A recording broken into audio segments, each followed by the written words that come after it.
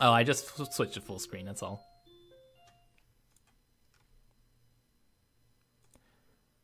It's weird how easily Emmy and I can keep from seeing one another after class now. Actually, I'd venture to say it's vaguely disturbing. As easy as we come together, we seem to split apart without much trouble. Well, I guess it's not exactly true. We've both been pretty bummed after that last night together. And we get to see each other every morning for our runs. Lunch too, I especially enjoy lunchtime with her. We have plenty of time to talk about everything outside of school, whereas morning runs have become increasingly businesslike. I think it's because Emmy wants to make up for our foolery in the storage shed. But no matter how much we joke at lunch, I can't help feeling a little worried about her. She seems distracted more often. I've caught her fidgeting nervously more than once. Never figured her to be someone who cared that deeply about exams, but they certainly seem to be taking their toll, even though they haven't even started. It's just the run-up, the deep breath before the plunge. Tomorrow, the real trial to begin. Or the real exams. As for me, I don't actually feel that worried about exams at all. I'm not sure why, I mean. They're pretty important. My scores here will determine my odds of getting into a good university. Hell, if I'm too cavalier now, it could spell doom for my academic career. But I'm going into them. I feel confident I'll come out the other side okay. Muto thinks I've got the science examination locked up at any rate. Or as he says, the last thing that should give you trouble is my exam, Hisao. That's way beneath your talents. Then again, it's Mutuo. His praises of me carries a veiled implication that anything less than perfect from me would be a disappointment, which has actually caused me to fret more than I should about the exam. It's for that reason I find myself in the library, poring over the textbook. Pretty simple things to look over, some formulas of velocity, a few bits of friction. Nah, friction. A walk in the park compared to my dreaded English exam. As I flip through my notes one more time, my mind begins to wander. After the exams are over, things should get easier. Soon we'll graduate. Then off to college. I remember my abortive attempt to find out what Emmy plans to do after high school. She avoided the subject pretty deftly, as I recall. Heck, it seems just about every time I push too hard, she dances around the subject. Or distracts me through other means.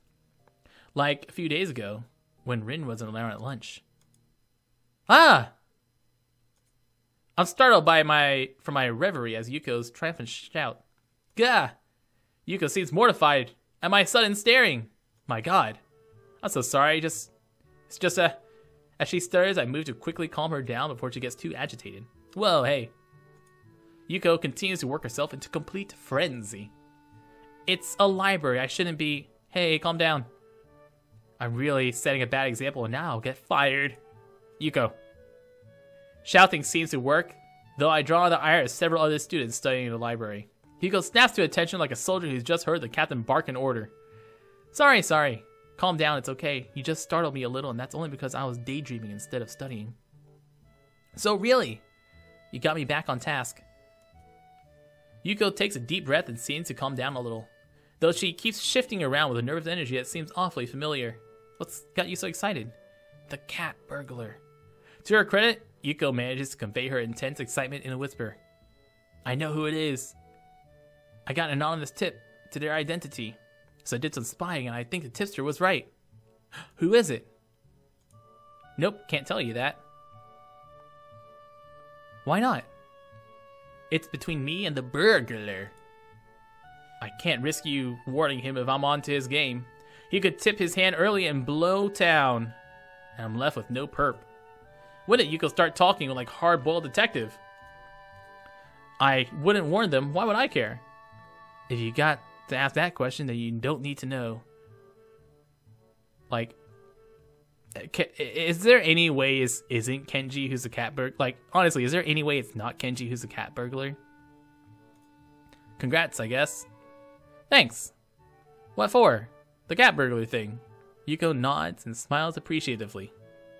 So, studying for exams? That's what students do. Well, that's the plan. I'm not having much luck, though. Really? Is it because you can't find a book? I'm really sorry. I've been meaning to clean the shelves up for weeks, but I keep getting distracted by the cat burglar. I'm so sorry. Ugh. Whoa, wait. It's not that. I've got my books right here. To illustrate the point, and hopefully calm Yuko down, I show her the textbook in front of me. My mind just keeps wandering is all. Is it because of the noise? I'm trying to be more strict about the noise levels while we're both yelling. I mean, aren't their lies hard enough without me throwing my authority around? Authorita! Worried about Emmy, worried about us, worried about what happens after we graduate. Emmy's been kind of weird lately. What do you mean? You know how we're dating now? I just don't know that we're actually a couple, or at least I don't know that we're beyond friends. Though friends normally don't do the sort of things we do. Physically, we're a couple. Coupling, at least. It's like every time I try to find out more about her or about what she wants to do with her life, she dodges the question. Like the other day, I was talking to her at lunch about some schools we've been looking into. And I asked her, have you looked at any schools lately? She shrugs in response, says no, and asks why not. She says she doesn't think that far ahead. I ask why she has that policy, and I started to realize I started describing and wisely decided to clam up. What I'm about to start describing?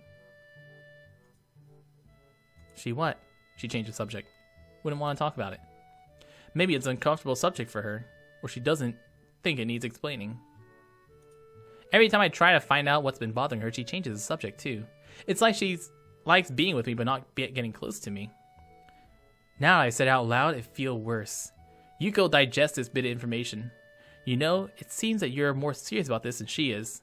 I can almost feel my stomach twist into a knot. She's right. That's exactly what it seems like. But is that really what's going on? Sorry, I'm just talking nonsense, says Yuko. You shouldn't take my advice. You barely know me. I'm just a librarian. I'm single. No, I think you have a point. As much as it hurts to even consider it, Yuko seems to desperately try to find a way to soften the blow somehow. Look, I'm probably wrong. If you want to be sure of how obviously wrong I am, maybe you should just talk to her. Get some alone time and just talk about it. Don't let her change the subject either. I should do that. Or maybe I should just enjoy what I have. We have fun hanging out, and the runs are nice and other activities are nice. Talking to her is nice. Do I really need to get closer? What I've got right now is pretty good, but that's silly. I want to get closer to her. I want to be able to help her out and with whatever's bothering her. And maybe I should wait until after exams are over. Maybe she'll brighten up once the stress has passed. If she does, then I don't need to worry about it anymore. But if she doesn't, well, I'll cross that bridge when I come to it. I thank Yuko for advice and head back to my room. Yeah, this fucking picture.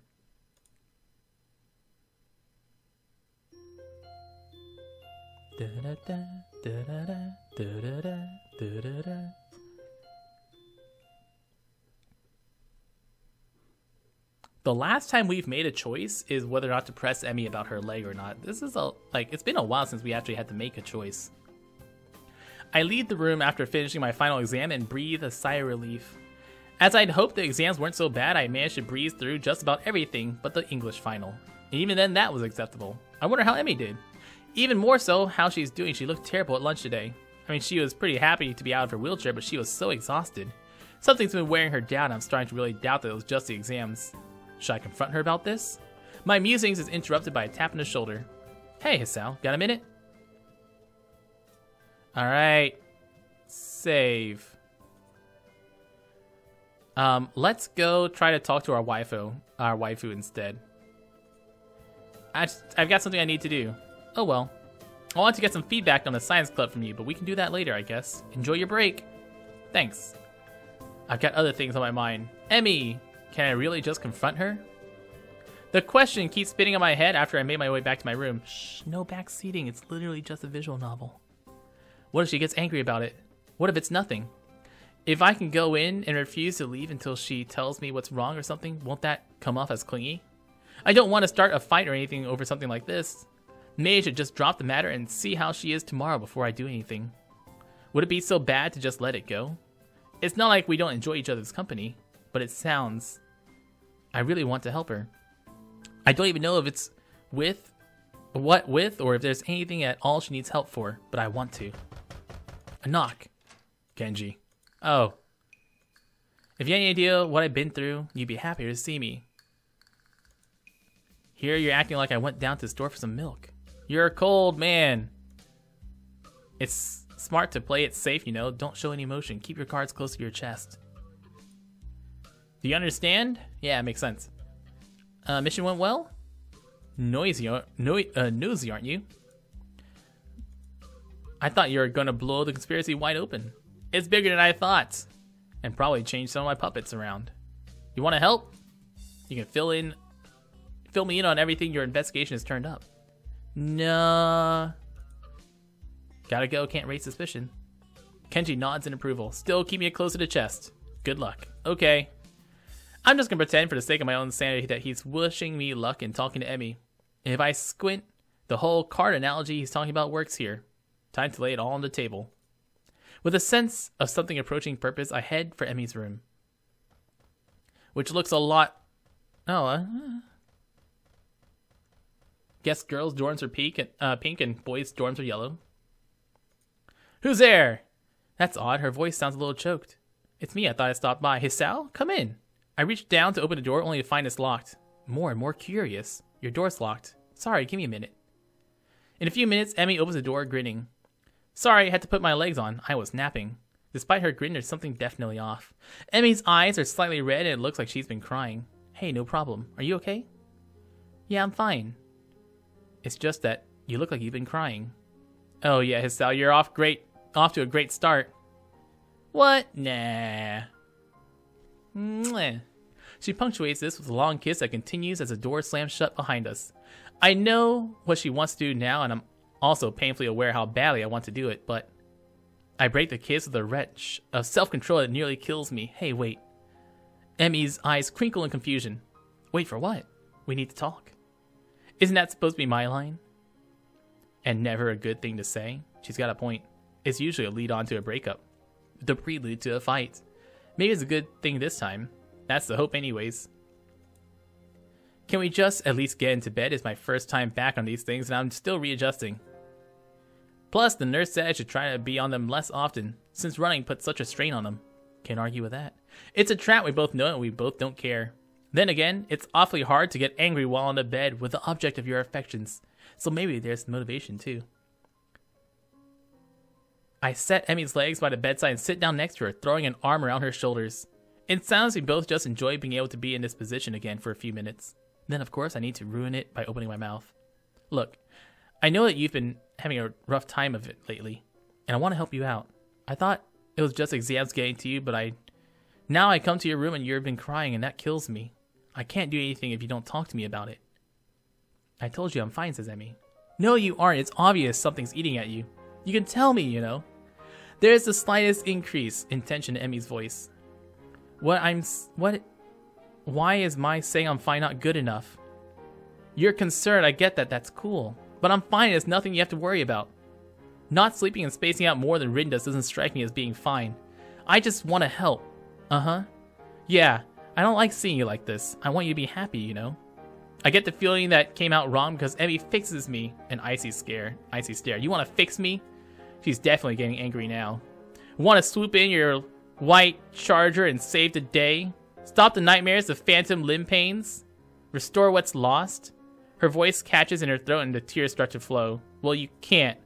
Nobody can. Nobody will. I'm so stunned by her sudden verbal assault, I remain quiet. Neither of us say anything for a while. I'm surprised that Emmy tightens her grip on me rather than pushing me away. After a deep breath, she starts talking again. Look, I'm sorry. There's these nightmares about the accident. The accident. It took her legs, after all, it never comes up, of course. I usually deal with them just fine because I can run. Running clears my head like nothing else. I don't have to worry about anything while I'm running. I just concentrate on breathing in the rhythm of things. It's easier that way, life's easier that way. Just keep moving forwards, nothing else matters, just getting around the next curve. And then it's the next curve and the next and the next until I can't go anymore or think anymore or do anything but slow down and walk until I catch my breath again. After something like that, nothing else matters. But I've been stuck in that goddamn wheelchair for too long, so no outlet. Today, it just kind of boiled over a little. You could have just talked to me about it, you know? You didn't have to go it alone. Emmy smiled sadly like she's been trying to explain to a child that fire burns. Yeah, I did, and I still do. But why? Why have to go through that thing alone? Why can't you just trust me enough to let me help you? That smile again. Emmy leans in and kisses me on the cheek an almost motherly gesture. She leaves her mouth closed to my ear and she confesses this one thing to me. Because it's Sal, I've already had everything I knew ripped away from me once. I don't know what I'd do if it happened again. She pauses, as uncertain as to whether or not she should continue. I can feel a violent churning in my gut. She continues. So I can't rely on you, or the nurse, or anyone else. Just me. Just Monica. That's how it's gotta be. Having delivered this short speech, she looks down and covers her mouth with the back of her hand. The conversation is clearly over. I search for something to say, but I just can't think of anything. Maybe I should go for now. Emmy doesn't look up. She sounds tired or relieved. I can't tell which. Okay, go take care of that stuff. I'll see you tomorrow. I get off the bed and head to the door, pausing at the doorway. Hey, Emmy. Yeah? 1,000 things I want to say. I'm too mixed up to say them, though. After her admitting that she'll never let me close, I feel like my world's just been ripped out of me. What happened in that accident? I know she lost her legs. And her dad. What happened there? What scares a girl so badly she won't accept help even from someone she loves? I don't know. But I want to know. I want to know so badly that being denied that answer feels like a knife in my guts. Hisao, you were saying? Nothing. Never mind. I'm closing the door. I'm walking down the hallway, down the stairs. Out the door into the dark. Somehow I wander back to my room, my brain's still doing a mile a minute, going nowhere fast. I can't figure out how to deal with this. I thought that moving forward was a good thing. Dwelling less on the past that I can't change, living in the present and looking at the future. After this thing with Emmy, I'm not sure anymore. She was saying the truth. It's simpler to look at the next curve, ignoring the path gone by. No worry about the opponent left behind, no care for the spectators in the sidelines. And unfortunately, no time to watch out for lagging teammates either. I throw myself down to the bed, looking at one corner of my ceiling as if the answers I want were written there. No such luck. She's literally running away from something, but have I not been doing the same thing, trying my best to forget about my hospitalization? I've been getting better, but my health isn't going to magically fix itself. Emmy has 2 legs instead of a heart to deal with, but those aren't going to magically fix themselves either. Maybe this is just as fixed as both of us can get. The room becomes darker and darker until I can't tell I'm looking at a corner anymore. The morning comes too soon on the heels of a sleepless night. Is this how Emmy's been spending her nights? Staring at a wall or ceiling, trying to stop thinking about whatever it is? Her, in my case. That clenched feeling in my gut is still there. I can't rely on you, words spoken so casually. Almost like she's teasing me or chastising me for suggesting that the earth is flat. That's how it's got to be. The way it's got to be sucks. I'm feeling so miserable that I very nearly decided to skip the run. That would be stupid though, it's not something I would just do to her. Sure, that was the original reason, but it's something more now. I started to enjoy the running itself. There were worse ways to get the blood flowing anyways. Never thought I'd say it after that first week or so, but I feel a lot better after a run. Like no matter what else I do today, I've at least done that one thing. It wakes me up too, and Emmy herself said that running always clears her mind. Maybe it'll help clear mine too. The morning is cool and clear, if a bit humid. Summer's making itself known, it seems. Emmy's already stretching out when I arrive and greets me with a smile and a wave. Hey. The sight of her so chipper is like a kick in the nuts. How can she be so happy after yesterday? I give a half wave and I'm surprised to receive a hug. About last night, here it comes. I wanted to say thanks. I actually managed to get some sleep for the first time in a while, and I think it's because of our talk. So thanks. How could she sleep better after our talk? She basically told me she wouldn't get any closer to me. And that let her sleep well? Excuse me, but what the hell? Emmy either doesn't notice my bafflement or chooses not to notice. No telling with her anymore. No problem, glad it helped. The venom that threatens to drip into my voice is controlled for now, but I think I better start running now before I do anything stupid. Emmy is equally willing to get started, and before long we're darting around the track. I can tell she feels more relaxed. Her running has gone back to the more graceful movements I remember from when I first watched her. It's a stark contrast to the almost brutal way she's been hurling herself around the track these past few days. Our talk really does seem to have helped her. A pity it couldn't help me. I get into the rhythm of the running, thinking back to when I couldn't afford thinking about anything else but keeping my breathing steady and legs moving. Guess those days are gone, at least for the first couple of laps. Annoyed at the lack of success I'm having with clearing my head, I increase the pace. There's a burning sensation in my legs. The breath come ragged in my chest and pounding in my heart, which I still need to care about, but I don't. But it does seem to have gotten stronger. I can feel it pumping blood through my veins. The sound thrums in my ears, but instead of being panicked as I was on a day in the snow, I instead am filled with elation. It's working. My heart, that fatal flaw that landed me here, has improved.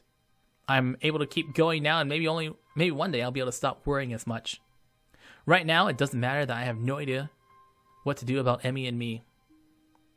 All that matters is that my arms and legs continue to pump in concert with one another. Nothing else.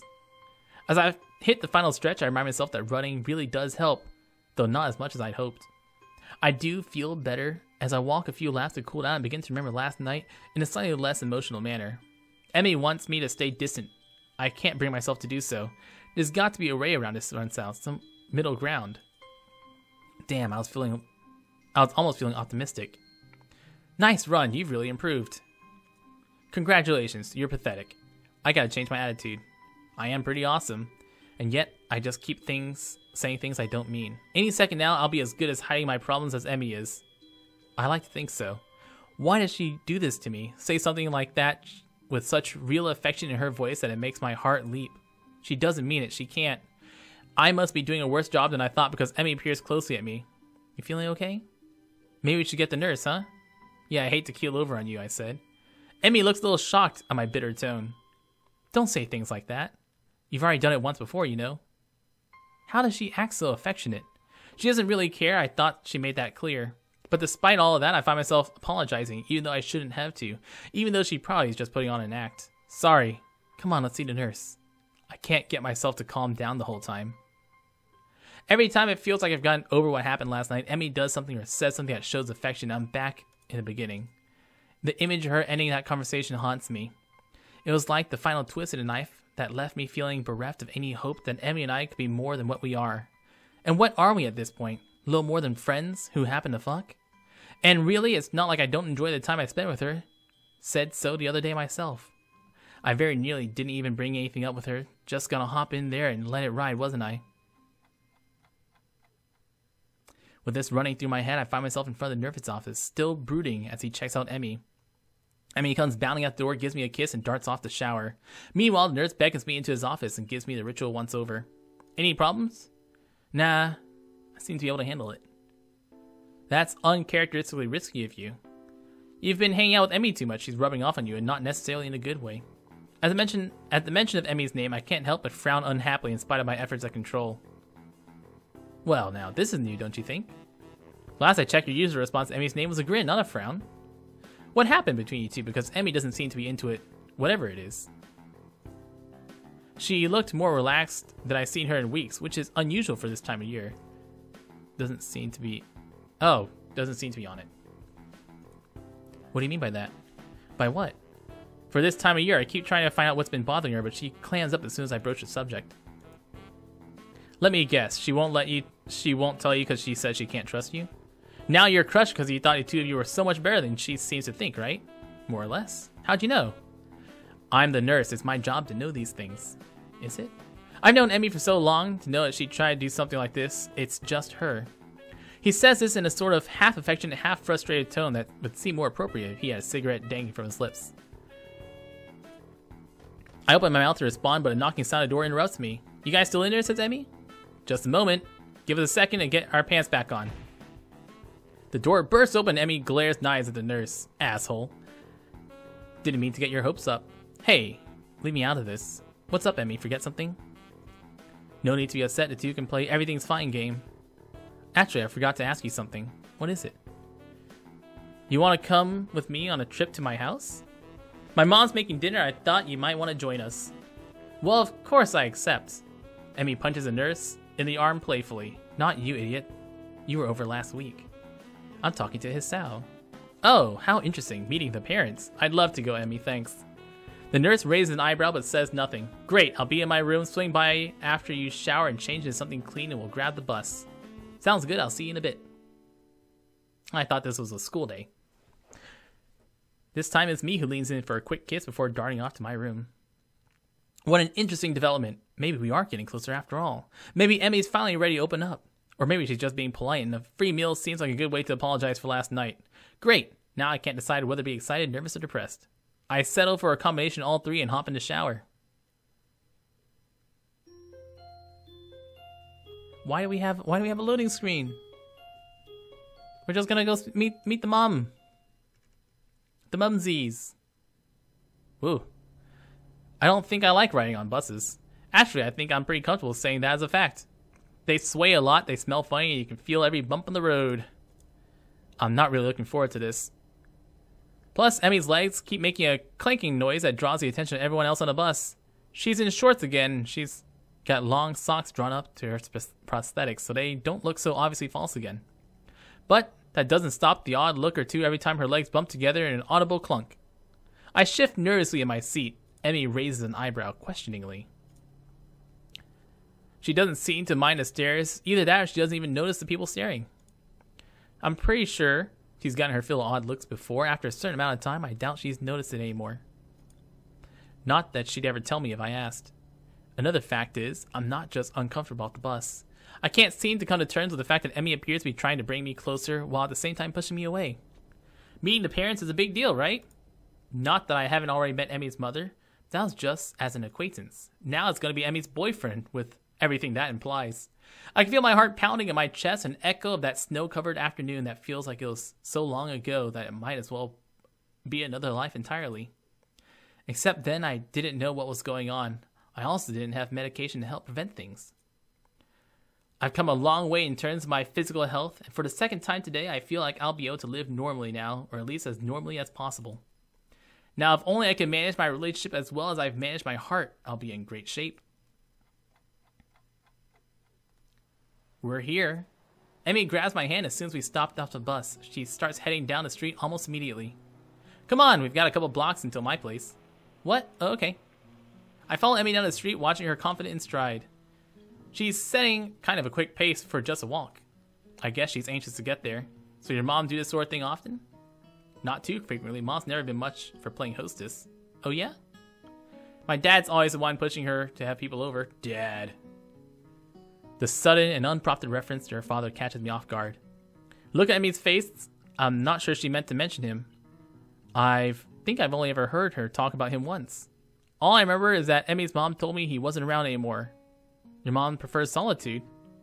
Emmy laughs, either from relief or that I didn't ask about her father, from finding my statement actually funny. Not at all. She's why I'm such an outgoing person, you know. She just prefers to be a guest rather than a hostess. It's less stressful that way, or so she says. Clearly, she's never met her girlfriend's mother for dinner. Emmy giggles again and speaks in a teasing tone. Nervous? You shouldn't be, you know. It's not that big of a deal. Just dinner at my house. Yeah, but have you ever brought home a boyfriend before? I confess that part of me dreads hearing the answer to this. I know very little of Emmy's past relationships. I don't even know if there were past relationships. Well, I guess I haven't. Hey, maybe this really is kind of a big deal after all. Oh, good. Now I feel twice as nervous. Though, to tell the truth, I'm pretty happy to hear that I'm the first one. Maybe we've got something special after all. Bolstered by this new thought, I have managed to calm down considerably by the time Emmy knocks on her front door. Hey, Mom, open up. We're here. The door swings open. Miss Ibarazaki is standing, grinning at her daughter. The grin is still surprisingly similar to Emily's. I'm never going to get used to that. You know, people normally wait a few minutes before they start shouting at the door. And most mothers say hello to their daughters instead of scolding them right away. Of course, welcome home, dearie. I missed you. An affectionate hug later, and we're inside, and it's only then that Emmy's mom seems to remember that I'm actually here. And hello to you too, Hisao. I'm quite well, thank you. Nice not to have school to worry about for a little bit. Yes, you finished with our exams, haven't you? That must be quite a relief for you both. It's certainly a weight off my mind, that's for sure. Mine too. I think I slept well for the first time in weeks last night, from relief alone. If this news is a surprise to Emmy's mother, she doesn't show it. Still, her response betrays a note of interest. Is that so? I'm very glad to hear that, Emmy. You know I get worried from when you get all wound up. What'd you miss? 2 bangs. At least 2 bangs. Maybe more. Certainly, Emmy's mother knows something I don't. Rather, she doesn't know that Emmy's told me about the nightmares. It's interesting to be able to observe how Miss Ibarazaki covers for Emmy. that protective instinct to make sure that I don't know any more than Emi's willing to tell me. I wonder if Miss Ibarazaki will figure out that I know about the nightmares, or is she just keeping everything secret from everybody? Yeah, it's not been as bad as last year in the past. His style helped me to stay focused. Okay, I know that's not true. She even cut off contact outside of school hours during exam week. But she did see me during the day, and she told me more than once that the morning run was the only thing she looked forward to during exams, so maybe it's not that much of a lie. Either way, to hear that being around has helped, makes me feel a bit better. Emi's mother raises an eyebrow at this statement. Either she doesn't believe Emi, or she's as surprised as I am. Well, then it appears it's a good thing you two have become so close. I'll tell you to take good care of my daughter, Hisao, but it looks like you already are doing that. Emi grins at this and seems to take pride in having managed to integrate myself with her mother so easily. Ingratiate. Actually, I'd say your daughter's been the one taking care of me. She's got me out and running. I've probably been more active since meeting her than ever was before. Actually, never thought of it that much, nor have I ever appreciated the humor in it. Wasn't too active before the heart attack. Pickup games of soccer don't really count since they weren't that common. So now that I know for sure that I have a weak heart, now I run every day. I chuckled quietly, then realized I've never finished my sentence. Well, before I had my heart attack and wound up at school here, it comes out so casually there was a time that I would have thought twice about talking about what was wrong with me at all. But now it seems like just silly to care, especially in front of the company of Emi and her mother. If Emi can be cavalier about her disability, then so can I. I think back to the track meet where Emi declared herself the fastest thing with no legs. The fact of her obvious loss has never seemed to bother her, at least not in public. Being stuck in a wheelchair frustrated her, I know, but even that was something she dealt with on her own. Emi has a way of bringing out the more active side of people. I've never quite figured out how she does it. Those puppy dog eyes she gets, for starters. I'm not surprised if she manages to rope you in to an exercise routine. If Rin weren't just as stubborn as she is, I'm sure Emi would have gotten her out and running with you too. Rin says hello. I drift to the outer edges of the conversation again as we move into the dining room to eat. It smells delicious in here, and the spread that Emi's mom has produced is impressive. Whoa, you made enough to feed an army. Is it too much? Well, you can always take some leftovers home. That sounds great. I can only handle cafeteria food for so long. That's what he said. Thanks, Mom. The food tastes as good as it smells, and there's a lull in the conversation where we're all digging in. Emi assaults her plate with the usual amount of gusto, and I admit that I set a pretty fast pace myself. So, I hear you and my daughter have gotten rather close. Bang! The urge to say something like "not really" is so strong I open my mouth to say something, but then reassert control. We are close, there's no getting around. I mean, Emi's brought me here, hasn't she? Fortunately, both Emi and her mother seem to take my reaction as a sign that I'm caught off guard rather than considering saying something cruel. I suppose I have. I blame the morning runs myself. You make it sound like a bad thing.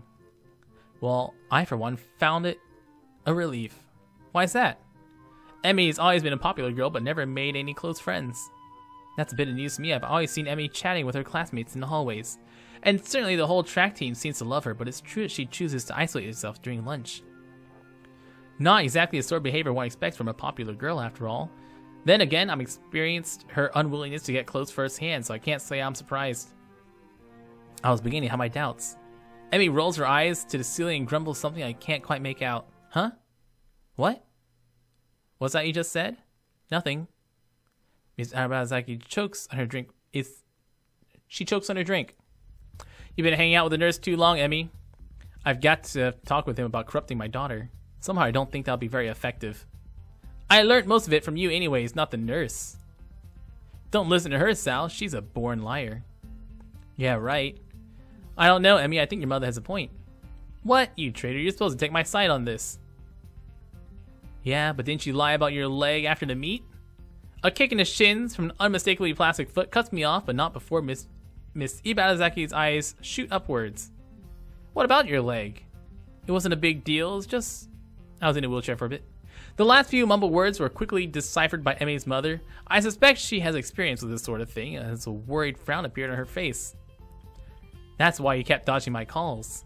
Oh, Emi, I know you hate being in a wheelchair. No wonder you've been in such a bad mood lately. Yeah, she's much happier on her feet, so to speak.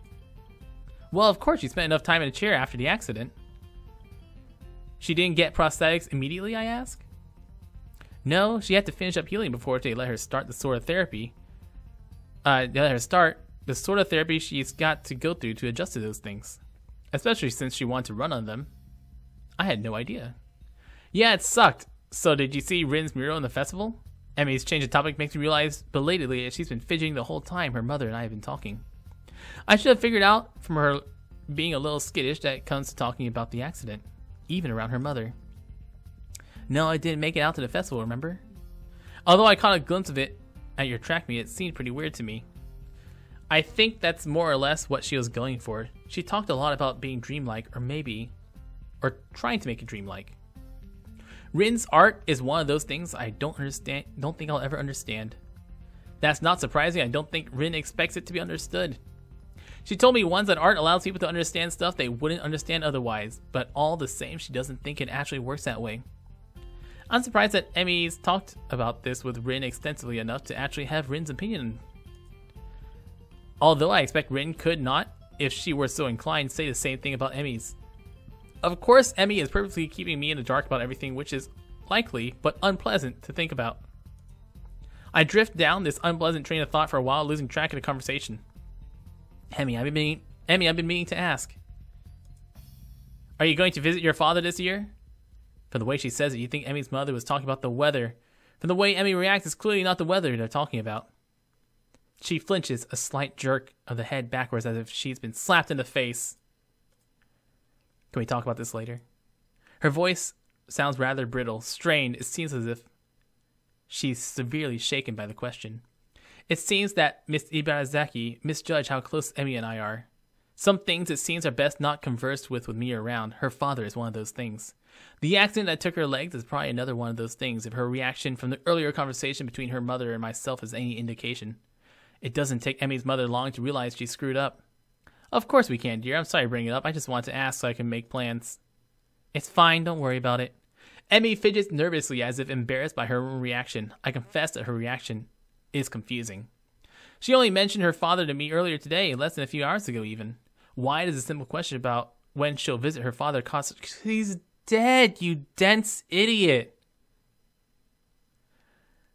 Unless whatever serenity she claimed to have reached by means of our talk the previous evening has suddenly evaporated. Be right back. Gotta visit the little girl's room. Emmy gets up suddenly and leaves the table, leaving me and Miss Ibarazaki alone. I'm a little conflicted. Should I go after her or should I stay here? She's just... Okay. It's obvious that Emmy's departure was not based on a call of nature. Something's bothering her and I have to know what it is. The only way to find out is to go to the source, and the source is currently pretending that she has to use the toilet. I excuse myself politely from the table and head that way only to catch sight of Emmy not in the bathroom but in the kitchen just next to the living room. Emmy's left the door open as I approach. I see that she's holding on to the table in an attempt to compose herself, an effort that fails as soon as I open my mouth. Doesn't look like the call of nature was that urgent. Emmy jumps and glares at me. What are you doing here? I didn't come here to be with other people. Just want to help you. You look pretty rattled. I said it was nothing, didn't I? And besides, I thought we'd established you can't help me. No, we established that you're stubborn. Look who's talking to a guy who's followed me. This is different. I want to help you with whatever this is. Funny, because I just want you to leave me alone. Why can't you just trust me? We've been over this already. I've got to deal with this stuff on my own. I won't accept that you need my help and you won't just take it. My wording seems to have been a little off. I need your help? Well, it's a good thing we met, isn't it? Because otherwise, I guess I'd just be a broken human being, wouldn't I? No, it's a damn good thing that his Sal came along to save the day, isn't it? Because God knows I can't save myself, can I? I'm just a poor, emotionally damaged girl with no legs. Emmy, you know I don't think that. Really? Because if you thought differently, I don't think you'd be here saying I need your help. I've gotten pretty far in life as a normal human being without you. So what? Nothing we've shared was important? I'm just a guy who hangs out with you? You're my boyfriend, not my savior. Well, no, that much is obvious. You won't even consider that I could help you, will you? You just bottle it all up and hope that a run will solve your problems, or you'll just come visit me and we'll fool around after until you feel better. You're not being a healthy human being, Emmy. That's not what a relationship means. Well, that's what it means to me right now, Hisao. I wish. She seems to reconsider her words just then. A flicker of pain, of doubt in her face. For a moment, I think she's about to cry. But the moment passes and now she's composed herself again. Whatever that wish was will have to go unspoken. I just can't do this right now. Have a serious conversation, be open, be honest, give a damn about anyone besides yourself and your problems. What do you know about my problems? Nothing. You don't know what I've been through, and you don't pretend like you do. I know you have nightmares. I know your father's gone. What happened to him? Emmy jerked her head as if I'd slapped her. That brutal quality has gotten back to her voice. That's enough. This is stupid. This whole conversation has just been variations on Emmy stonewalling me. What, you won't even answer that question? Fine, keep your secrets. They can lie in the grave as far as I'm concerned. Oh my god! The choice of words. Emmy's eyes widen in shock. When she speaks again, it's in a voice that is low, dangerous. Get out of my house. Doesn't seem like the right face to use. The sudden change in her tone snaps me out of my self-righteous anger and makes me realize with a dawning horror what I just said. I didn't mean... I said go! Tell my mother she cooked a wonderful meal, but you've forgotten a prior engagement and get out of my house. She's trembling now, shaking with anger or sadness or determination. Her voice is still low, controlled, almost a growl. I reached out to put an arm on her shoulder to apologize for going too far, but she jerks away from my touch. Get out! What can I do? I walk out of the kitchen and go to the living room, make an apology, and let myself out.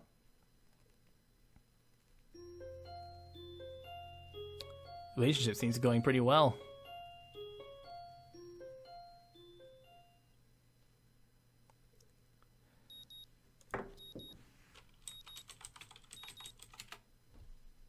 The morning alarm sounds and I roll over, switching it off, my eyes open blearily to stare at the ceiling. What am I gonna do? Do I get out of bed, go down to the track and pretend like nothing happened? Will Emmy even show up after last night's events? I doubt it. Even supposing that she did, what would I do then? Get over this fight just to dance the same routine the next time something's bothering her? I know that I spoke hastily last evening, especially trying to use her father as leverage. But was anything I said really off the mark? She won't even let me in, ever, and she will be forced to suffer alone. Nothing I do, nothing I say is going to change that. She won't change, and she's already decided to keep me at arm's length. Can I really bring myself to go down there and see her, knowing that I'm never going to get past where I am now? No, I decide I really can't. Not today. I roll over and go back to sleep. She probably won't be there anyways. A similar mental conversation repeats itself when I go to lunch and I eat in the cafeteria alone. I don't want to see her now. The very thought makes me feel ill. Then I go for a run. I'm solo for the first time since Emmy got sick after the track meet. Skipped seeing a nurse just in case he asked about Emmy. I don't want to talk about her either. The next day I do the same thing. Alarm off, stay in bed, eat alone, run alone. To fill the time I would usually be spending with Emmy, I start reading more. It works surprisingly well until I find myself ducking into a restroom because I see her walking the hallway in between classes.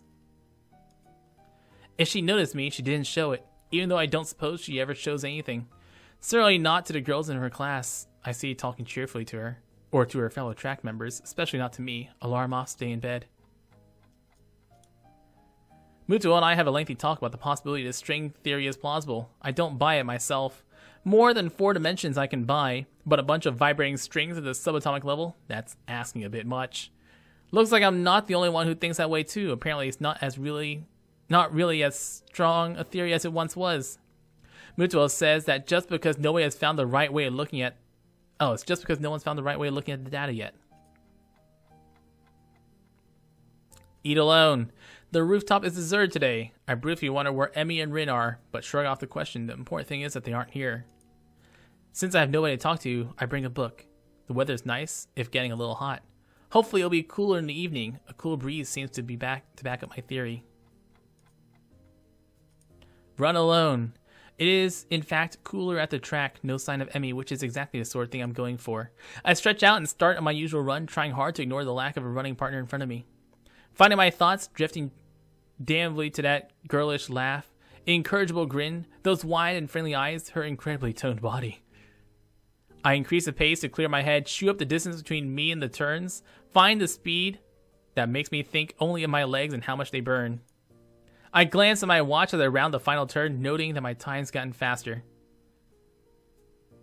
My heart seems a little squirrely though, so I give myself a few extra cooldown laps just to be safe. No reason to bring this to the nurse's attention. I'll be fine. A rather Emmy-ish thought to have, I admit. I have to hope that eventually I stop thinking about her so much. Oh man. It's fucking brutal. I finished another book before going to bed tonight. I have to stop by the library tomorrow.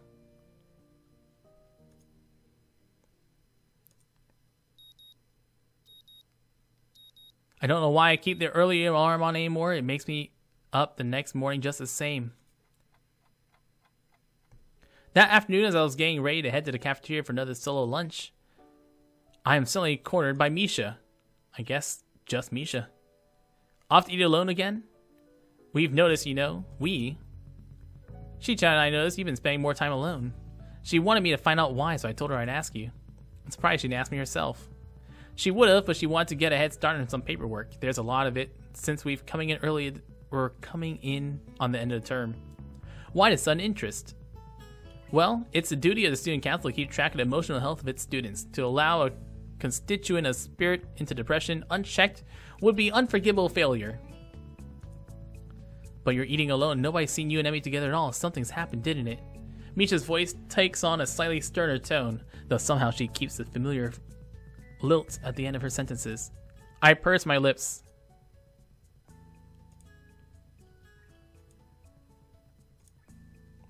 Let's talk about it. Well, I suppose someone else knowing about my problem can't hurt. We had a fight. I'm trying to get close to her and she won't let me in close. I said something stupid and she threw me out. We talked about her since then. Misha looks genuinely concerned. I'm surprised. I'd almost expected her to drop the subject of finding out what the trouble was. Even more surprisingly is how quickly I find myself spilling my guts to her. No, I haven't. I just can't bring myself to face her after that. I made a complete fool of myself and she probably hates me now anyways, especially since I haven't seen her since. You're pretty slow. Huh? Misha places her hands on her hips and launches into a speech that would sound more plausible coming from Shizune. The solution to your problem is simple. You have to go and apologize to her. Leaving things like this would just make things worse. You can't know what she hates you unless she tells you. Otherwise, there's no evidence that what you fear is true. If you really care about her, shouldn't you be worried about how she's taking all this? With the sudden start, I realized she's right. I kept waking up to an early alarm because part of me wants to meet Emmy at the track for our runs. I kept running because I know that Emmy would worry about me if I didn't stay healthy. When I went to the roof yesterday, I was half hoping she would be up there and felt disappointed when she wasn't. I'm an idiot. Kinda. Go! And apologize. I open my mouth to say I'll do it right away, but the lunch bell rings and I realize that I have to attend afternoon classes to attend. First thing after class is over, I'll go see her, I promise. Misha beams, as if I were a child that has just learned his ABCs. Good, I'll let Shichan know you're okay then. With a wave, Misha departs the classroom. I suppose she and Shizune have student council business again. While the afternoon wears on, I find myself impatient for the lessons to end. I need to see Emmy now. I have to set things right. Even if Emmy hates me now, I have to at least apologize. I owe her that much. Should I meet her in her room? No, I decide it would delay things too much. If I know Emmy, I can find her at the track. Still have no idea what I'm going to say when I get there, but I take comfort in knowing that Emmy probably wouldn't have a plan for something like this either. Play it by ear, stop being nervous. Just get to the track, figure the rest out. The track looms ahead, another jolt of nerves hits me in the gut. I resist the urge to turn and walk away, and instead note with satisfaction that I was right and Emmy is still running. I don't make myself immediately known. I find a seat in the bleachers and watch her run instead, thinking back to earlier meetings. After a few trips around the track, Emmy notices me and skids to a halt, an expression of surprise that slides into one of anger. What are you doing here? Not quite the response I'd hoped for at this point. I don't have much of a choice. I want to apologize for what I said the other day. The other day? She laughs. It's been almost a week. Yeah, but better late than never, right? Emmy crosses her arms and stares at me coolly, as if sizing me up. Finally, she nods. I suppose you're right. Water under the bridge. I forgive you. Is that all?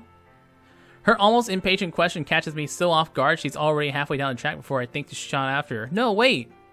She doesn't seem to have heard me, or she doesn't want to hear me, so I give chase, disregarding completely the fact I'm not dressed for it. My feet hurt, my shirt collar feels like a noose around my neck, and I'd still chase her because if I don't, I'll lose my chance. Emmy hasn't started to really accelerate yet, which is probably the only reason why I'm able to catch up to her. To reach out and tap her on her shoulder just before my legs give up running in dress shoes and stumble to a stop. Surprisingly, all that running seems to have paid off. I'm short of breath, yes, but at least my heart isn't actively trying to force its way out of my ribcage. My touch on her shoulder has stopped Emmy, and while there was a flash of concern when she sees me catching my breath, it seems that she has a good idea of what I'm capable of too. The concern is short-lived. What? She seems so irritated by my being still there that I almost lose my nerve. Oh, not that kind of what. What? I need to explain myself why I can't just let the matter rest. Emmy folds her arms and bounces one blade on the ground in an approximation of tapping her foot impatiently. Angry as she is, as nervous as I am, she looks beautiful. Okay, explain. The thing is, I know you're really sensible about the accident about your dad. I can see Emmy's face twitch at the mention of the two things have been steadily driving us apart. At least, made me feel like we've been drifting apart. But that's why I want to know about them, I think. Because I see how much they hurt you and I want to be there to comfort you. It makes me miserable seeing you sleepless and depressed, and don't pretend you aren't because I know, okay? I just remember that night when you fell asleep with me and had that nightmare, and that you were really happy to have me there when you woke up. I want to be able to be there for you like that whenever you need me to be. The stern face cracks slightly. Emmy interrupts before I can continue further. Just stop there. We can't see each other anymore, okay? She's rushing now, looking everywhere but at me. I'm surprised she doesn't bolt. She knows I can't catch her. We're not right for one another. That's not true, and you know it. It's true. You're too... I know I've been pushy about knowing your past. But if you can't tell me, then at least let me be there even if I don't know the reason. It's okay, I promise. I won't ask why you need comfort. I'll just give it freely. Emmy's shaking her head, and tears seem to be threatening the corners of her eyes. Oh... Don't make me sad, too. Why? Because you're afraid you'll take me up on it? I'm not afraid. I can't continue the childing tone of my voice as I respond. Yes, you are. You told me yourself, remember? That's okay, it really is. However, it seems to me that someone who'd managed to come out at that wreck and still be as energetic and as cheerful as you would be determined enough to face that fear. Determination? What do you know about determination? I know that there's a girl so determined to take care of a total stranger that she'd steal his food at a festival. I know that there's a girl so determined to help me with my own problems that she'd draw up a complete dietary and exercise plan, that she'd not only drop the plans, she'd follow them with me, even when she couldn't run. Determined enough to keep me at arm's length, that she'd put herself through emotional pain if she thought it was the right thing to do. Although there's one thing that this determined girl didn't quite plan for, which is that I might feel the same kind of determination to keep her from being hurt. I fell in love with you, and I refuse to let that be thrown away because you're afraid of losing me. With what little control Emmy still has at this point cracks, and I find myself sullenly enveloped in her embrace as she cries. Why are you doing this? Why can't you just leave me alone? I hold her close and plant a kiss on top of her head. I'm sorry, Emmy. You helped me when I first arrived, and now I have to help you. It's only fair. You're utterly hopeless, do you know that? She hiccups and trembles a little. Funny, I could say the same about you. Can you do something for me? Anything. Can you go now? I feel like she's just shoved a knife through my chest. Go? I need to think, okay? I just can't tell you everything yet. I'm still scared, and when you're around, I can't think clearly. But do me another favor. Show up for our morning run tomorrow? I smile, feeling better than I have all week. Of course, I wouldn't miss it for the world. Emmy steps back slowly, almost reluctantly. She sniffles a little, then grins at me. A real smile that lights up the track, overpowering the fading evening's light. See you tomorrow. Okay. She darts forward, suddenly planting a soft kiss on my lips, and steps back shyly. Spinning on her back foot, she takes off again, and I know that our conversation's at an end. My lips tingle with the warmth of that brief kiss and the memories of other longer kisses.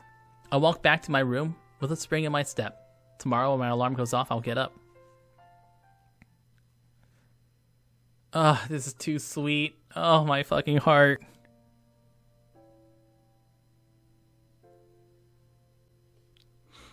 Oh, my fucking heart, man.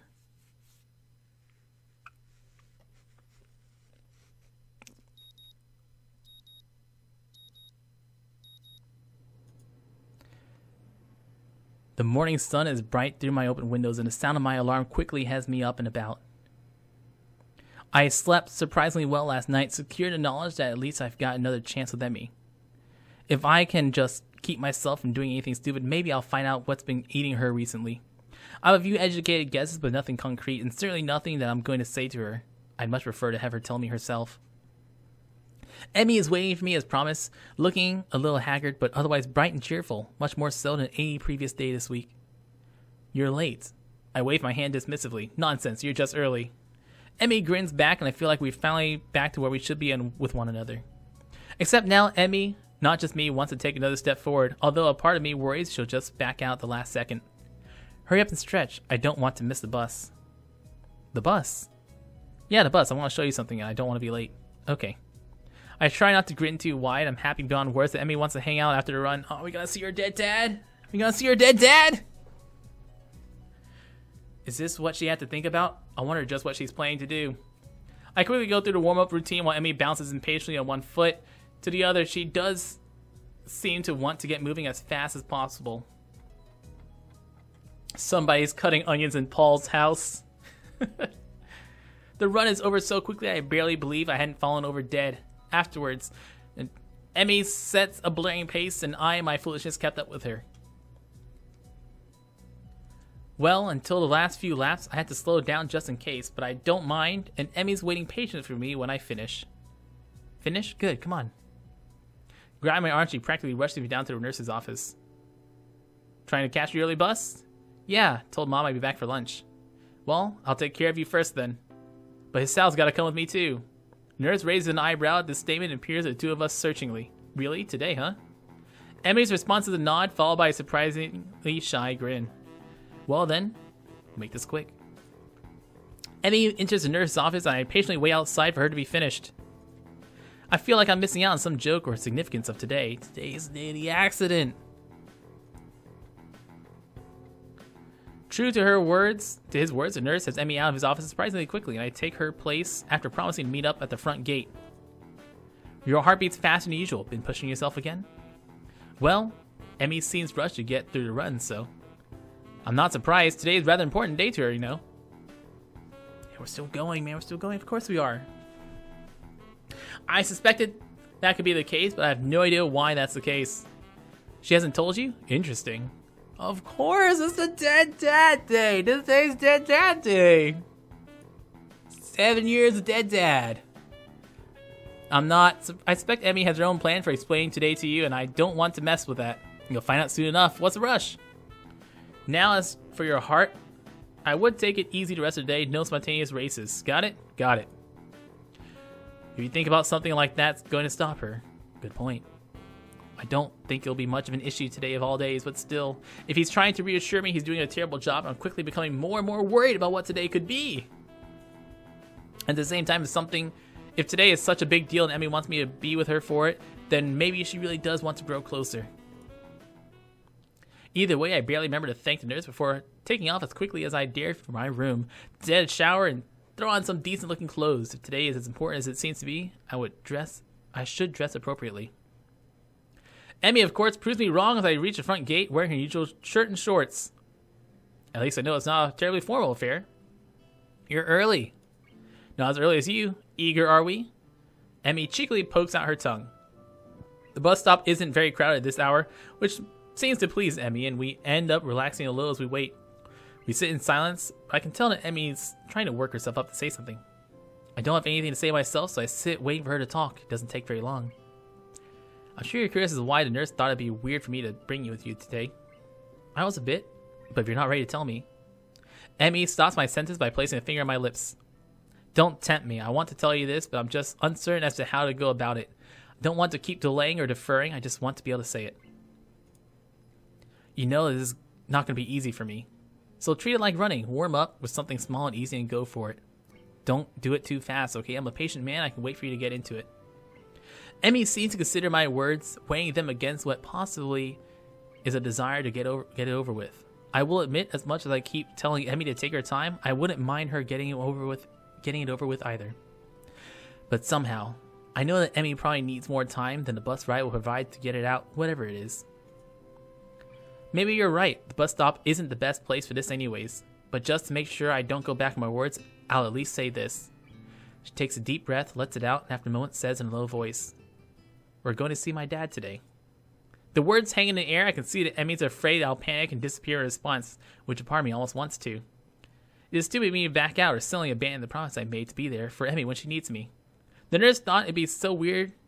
It was so weird for her to bring me along. She doesn't bring anyone along, or at least I'm willing to bet she hasn't before. The day seems to take in an even greater significance. What has it taken Emmy to get this far? Is that the best I can manage to respond? Yeah. I don't know what I should say. Nothing, I think. Just promise that you're going to come with me. Of course, you know I will. Emmy smiles wanly, looking a little relieved. Good. In that case, we better get going. The bus pulls up just a little after she finishes the sentence. She's psychic. Vague memories of my first trip out here come to mind as I step off the bus, but unfortunately they're too vague to be of any use. I'll be the first to admit I don't quite recall how to get to Emmy's house. She seems content to walk in silence, and I myself have no idea what I could possibly say, so the two of us arrive at her house, having said nothing, getting off the bus. Emmy's mother opens the door and doesn't seem surprised to see me standing next to her daughter. I expect that Emmy will have phoned ahead to let her mother know that change of plans. Emmy, Sally, you're just in time. Lunch is about ready. Great, I was afraid we might be running late. As fast as we were going, I doubt there was much of a chance of that. I certainly hope she wasn't too much of a bother to Sal. She tends to get a little paranoid about being on time when food's involved. I hadn't noticed. This earns a swat on the arm from Emmy, who, despite the serious nature of our conversation on the bus and almost brooding quiet walk, has quickly become cheerful again. Probably to keep her mother from worrying about whatever it is Emmy is planning on telling me. Miss Ibarazaki ushers us in, and in short order we're around the table devouring lunch. I hadn't realized how hungry I was until I got there, but for some reason I seemed to be eating almost as much as Emmy. Goodness, it's a good thing I made so much. The two of you are acting like you hadn't eaten in days. I skipped breakfast this morning. Me too. Had to catch a bus, I assume? That, and I figured you make so much food it wouldn't matter if I skipped breakfast. Well, it's good to know I'm predictable. Emmy nods enthusiastically, and the conversation falls off again as we very nearly clear the table of everything edible. It is a testament to the sheer amount of food and offer that we don't finish everything. I lean back in my chair with a sigh and thank Miss Ibarazaki for the food. Yes, if you delete the cache, you'll delete your account, so make sure you save your account's SNS first. I'm glad you liked it. Now, has Emmy told you where you're going? Sort of. Not really, but we'll drive there to save time. It closes kind of early. I nod in assent and stand up ready to go. Shall we? Miss Ibarazaki nods and leaves the room to grab her keys. Emmy, I notice, has started to fidget nervously. Second thoughts? Emmy smiles tightly as me and shrugs. She's fallen silent again, which probably means that I'm right. She's starting to regret bringing me along. Not that I blame her. She's done such a good job of shutting me out. I doubt it's easy to suddenly open up. Honestly, I'm worried that she's forcing it. But she said she's waiting for the bus, that I'm not supposed to give her a chance to back out, and while I promised to go with her anyways, I suppose there's not much of a choice. I can't go back on my promise, and she can't go back on hers. I just hope both of us are up to it. We're off. Emmy's mother blows through the dining room, collects the two of us, and heads out the door at a brisk pace. Now I know where her daughter gets it from. The car pulls up at the cemetery gates, and I feel Emmy tense up beside me. I reach over and give her hand a comforting squeeze, which causes her to relax a little. Emmy's mother doesn't follow us, explaining that she prefers to visit the grave alone. Emmy steps through the gates and looks back as if to make sure I was still there. We step into the cemetery. Story mode is broken, dope ball, so what you need to do is try to click on like the tavern or something whenever you load in. How many died young? How many were as old as I am now? When do I wind up with a marker of my own? How much longer do I have left? The concept of not waking up, not seeing Emmy anymore, is not a happy one. It frightens me, and I very nearly turn around and exit right then and there. I don't want to go among dead people. I don't want to see their stones and think about who they are or what they could have been if they only had more time. Then I look at the girl next to me, and my resolve returns. Emmy striding purposefully down the path, eyes clear, setting a pace that's very nearly a jog. The sooner we get there, I suspect she thinks, the better. We're here. A gravestone, hopefully unremarkable in everything except for the name etched upon it. The grass has grown up around the base. Emmy's eyes are riveted to the stone. After a few moments, she turns around, looking surprisingly calm yet solemn. Pink's not actually my favorite color, you know. What? I'm warming up for it. I'm warming up to it. People tend to think pink's my favorite color. I think is because I like strawberries. And even though those are red, they just assume that pink's the right color for strawberries. and that is my favorite color, but it's not. I'm too polite to tell anyone otherwise, of course. It's not the kind of thing worth getting worried about. But I'll bet even you thought pink was my favorite color. Blue. That's my favorite color. My mom and dad are the only two who know that, and now you do too. Thanks for telling me. You're welcome. There's a pause as she considers what to say next, drawing a quick breath. I can't carry a tune to save my life. I can hum, but actually singing a song is something I'll never be able to do. I don't mind, because I'm not a fan of karaoke anyways. Well, that's one date idea out the window. People all think I'm a really popular and friendly person, but I only have a few close friends, probably because I keep everyone in the dark.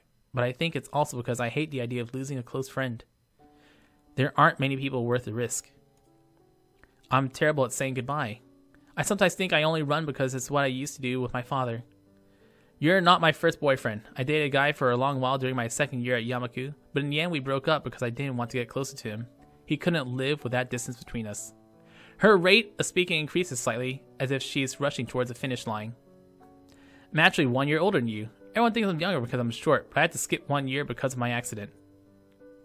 They initially thought I was paralyzed when they pulled me out of the wreckage. I lost my legs already, but they were afraid that I wouldn't be able to use what was left of them. After surgery, it was clear that their initial assessment was mistaken. I couldn't feel my legs because of the shock, short-term paralysis due to the other trauma I'd experienced. My recovery is one of the fastest they'd ever seen, or that's what they told me. I never found out they were serious about that, or they told me all their patients learning to walk again. 8 years ago, I lost my legs.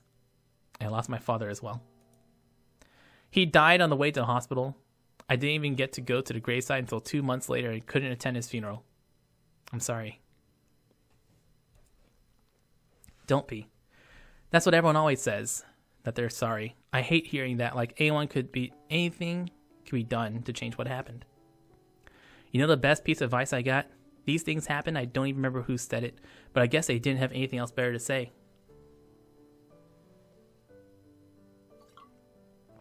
Oh, fuck. It's hard reading this out loud, man. But you know it's true. These things happen, and there's nothing you can do about it. They aren't necessarily planned, they aren't always bad, they aren't always good, but they are. So I made the decision that I would live without worrying about the future, and to be sure I'd never get to say goodbye again, I decided I wouldn't let people get close to me anymore. After all, they could be taken away at any time, you know? She laughs a little bitterly. Her eyes start to well up in tears, and I step forward to embrace her, but she holds her hand to stop me. Not finished. A deep breath, and she continues. It worked pretty well until I met you and saw you're trying to adjust to stuff here, and I thought I could help you. You were so nice I couldn't help it, The tears are flowing now, and she accepts the embrace this time. The rest of her sentence is mumbled into my chest. I tried not to fall for you, but I did. And I tried to keep you at a distance. Like with my first boyfriend, but I couldn't. But I've been so scared because I don't want to lose you, and I might anyway. Hey, I'm still around, right? And maybe I won't be forever, but don't you think it'll be fun while it lasts? Neither of us could survive the day there could be a bus crash or something, but so long as I know that I've been with you, I don't think it matters. A sudden thought strikes me. I can't help but laughing.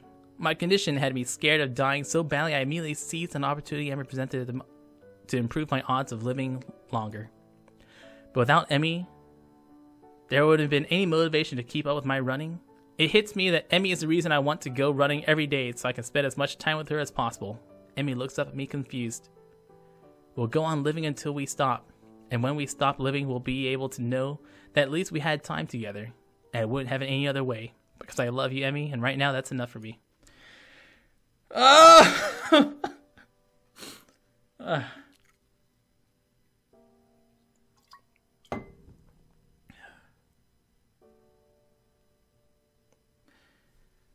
Emmy smiles through her tears and steps back from me. You know, it's funny. What is? I thought the best way to live in the moment was to do it alone, but now I don't think I'd have it any other way. I'm glad I met you, Sal. These things happen. Emmy and I stay at the grave for a while as Emmy pays her respects to her father. When she's ready to go, we exit the graveyard side by side. Emmy's mother drives us back to Yamaku. The trip back is very quiet. We wave goodbye as the car drives off, and I glance down at the girl leaning on my arm. How are you feeling? Emmy shrugs. I'll be fine. Let's go. We pause outside the girls' dorm, and I turn to face Emmy, ready to say goodbye. Why don't you come up for a while? Okay. The walk up to her room is in silence. I'm not sure why I suppose I'd be turned away at the door. I guess I just assumed she wanted to be alone. Her mom, the nurse, hell, everyone who knew the significance of today seemed to think it best to leave Emmy alone. But she took me into the graveyard with her. She told me the whole story of what happened the day she lost her legs. She wanted me around. The significance of this does not escape me. Emmy opens the door and steps into her room, not even bothering to invite me in, holding the door for me expectantly. I step in, a door swings shut behind me. Can I ask you a favor? Sure. Emmy giggles, pulls me into a kiss, and starts off soft but deepens into something more almost desperate. Stay with me, please? Her voice has dropped to a whisper. The question is barely audible over the sound of my own breathing. There's something about the way she asked that question, the hesitancy of it, the quiet voice that makes me think she doesn't mean tonight. No, she means exactly what she said. Stay with me, not tonight or forever, because both of us knew there's no such thing as forever. There's no time limit to her request. There's just a request. The favor. Can I do that? Can I stay with her? Of course. We embrace again, Emmy guiding me towards her bed, stepping backwards with care until she sits down on the edge. Up! We know what this means. We know what this means.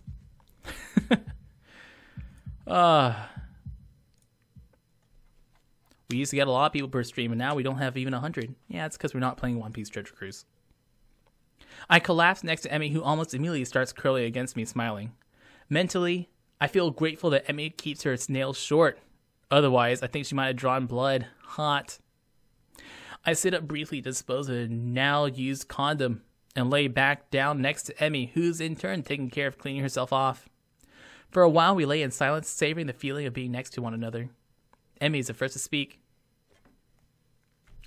Naked picture of Emmy. Hey. I say. Thanks for coming with me today. I smile and plant a kiss on her head. Of course, my pleasure.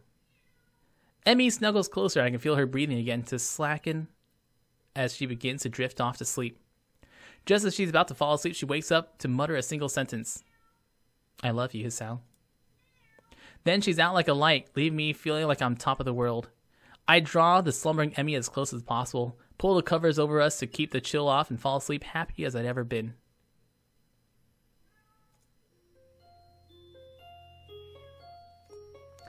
I honestly think that scene is sweeter without the sex. It's a very nice scene. I'm not gonna risk it. The morning light seems to reach further into Emmy's room than it does into mine. This results in my waking up earlier than I would have if I had gone back to my room. Last night has previously been our routine. I did not realize it until this morning, but this is the first time we actually spent the night together. A small movement from my partner's still slumbering form caused me to look to the side. Her hair splayed to the side, Emmy continues to sleep peacefully curled next to me. It's slightly weird seeing her without her trademark twin tails, but it's also a look I could get used to. The size of the bed here necessitates her curling up, but I'm pretty sure she would have done so anyways. The covers were nearly over her head, and I smile. An errant strand of her hair causes her nose to twitch slightly. Unable to help myself, I draw her closer, a move which she seems to think is a good idea. Her steady breath raises a trail of goosebumps on my chest, but I don't mind. I'm no longer tired, but I do not feel a need to move from my current position. Emmy's warm body in repose against mine is far too comfortable to move. I gaze up at the ceiling and consider how it was that we got to this point. Been close for a while, but not this close. It seems like only yesterday that she ran into me in the hallway after apologizing, decided to take an interest in my well-being. But that grew into something else, which I at least was not expecting. One thing is for certain, having found Emmy, I will try as hard as I could not to lose her. My morning musings is interrupted by further movement from Emmy. Her eyes flutter open. She seems briefly confused by my presence in her bed, as well as her current state of dress, which is non-existent.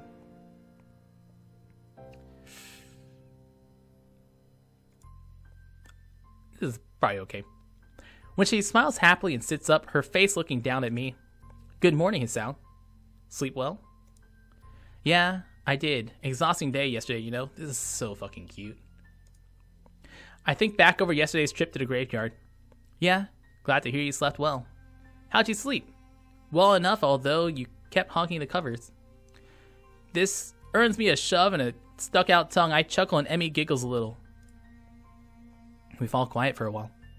I soak up the feeling of how right it all seems, waking up with Emmy by me, crammed into a bed made for one person. It's something I could get used to. Hey, Sal. Thanks for sticking around. No problem, saving to walk back anyways, right? This draws another giggle, but after Emmy's expression turns serious again. No, really. I kept trying to push you away because I thought that was the right thing to do, and you stuck around through it all. I haven't made any of this easy for you, but you stuck it out anyways. I mean it. Thank you. She punctuates this by giving me a kiss, pulling me back and looking at me with an expression of affection. I reach up and ruffle her hair, smiling all the while. I'm stupidly lucky, I think, to have come through everything after my heart attack and have somehow found this girl is nothing short of a miracle. You're very welcome, Emmy. I couldn't bear the thought of giving you up. I'll even continue to stick around if you want. I like that. That settles it then. I don't know how long my heart will keep working. I don't even know what I'll do after this year is over, apart from going to university. As long as Emmy's around, I think I'll be okay. I managed to help her, and she's managed to help me. We keep doing that, we'll be okay. So, Hisao. What do you want to do today?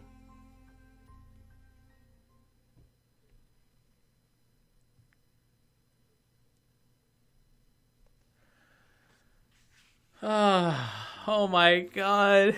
It's so good. Oh my god, it's so good.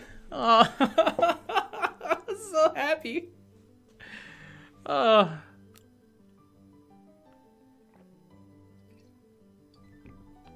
God, it's such a fucking good story. Oh man, it's such a good story. That's it. That's the end. I want to say that was the... I mean, like, how could... God, that had to have been the good ending for Emmy. Where can you get the game? It's actually a free-to-download game. If you Google Katawa Shoujo, you'll be able to find it. EMI's route feels bad, man. Masayoki with a $2 tip. Waiting perfectly until the end. Emmy's route feels bad, man. What, you don't like Emmy's route? Alright, so now what I have to do, I think I will look up, let me look up a guide. Katawa Shoujo routes. Is there a route map? Okay.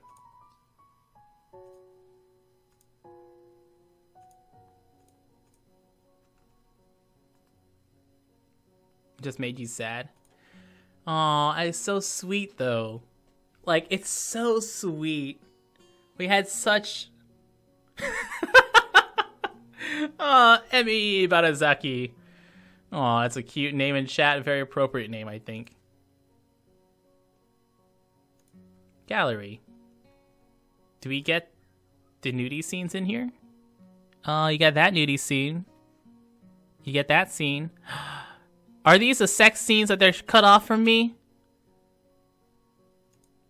I think those are the not safe for work scenes.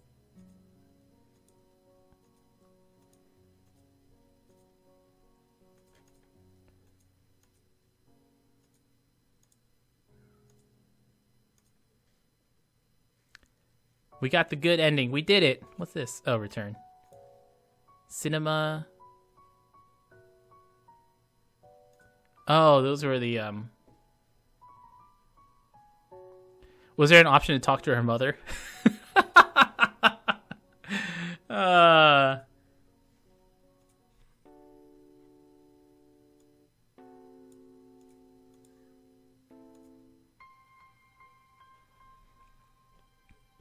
Yeah, there are bad endings too. There has to be, like, if you went to talk to the scientist, your teacher, instead of saying like, no, I'm busy, I have stuff to do. That's definitely a bad ending route. Like, talking to the teacher instead of talking to your waifu.